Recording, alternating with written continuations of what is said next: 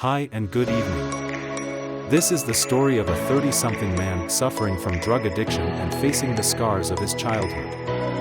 Let's hear his story. Pour me another rum and coke, please, I said to the bartender. It was the fourth round of drinks had this night starting an hour ago. I was now feeling relaxed and frisky. My courage from the rum had started to control my libido. It walked me to an area in the bar where a familiar French kiss was sitting. I introduced myself and said, "You're a lovely party tonight. Do you want to go to my place and find naked love?" She said, "Certainly, but cover my drink and we're out here, sweetie." This was a common routine of mine, night after night, weekend after weekend. There was never a sexless or drug-induced night for me. One sex pot I had taken home smelled so sweet, I let her stay overnight. This time, it was more than drinking, drugging and having animal sex. We together actually talked and it was a nice time. Tina was her name and she called me Manly. We had become an item. The first 2 years into our relationship, all I can remember is us doing marijuana, cocaine and speed. We partied like there was no tomorrow, and the sex. It was incredible. But, believe or not, there were still other women.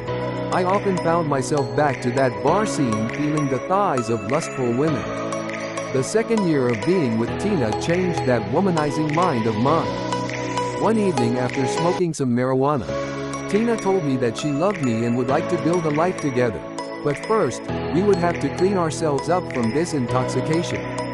She said, "Why don't we get some hope to kick our addictions so we can travel down the right path of sobriety?" I agreed and we both went to separate clinics to get treatment.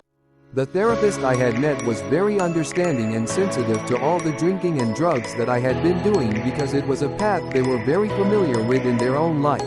So we talked. I opened up to her about my early childhood and the utter neglect I had experienced from 10 years of age all the way until high school graduation. I recounted scenes where I was locked in closets, beer being spit on me and severe beating that left me with permanent scarring. I further told her of the loveless life while growing up with them. I had little food to eat, my clothes was always dirty and my teeth rotten. The therapist asked me where were my parents today. I said, I left them behind after graduation with a 12-pack of Budweiser on the living room coffee table. I never looked back, and they were probably just as happy. They could care less of my existence. So after the discussion, the therapist suggested I start by going to some AA and Narcotics Anonymous meeting just to help control the urges of my addictions. I had reservations, but decided to give it a try. I wonder, how is Tina doing in her meeting?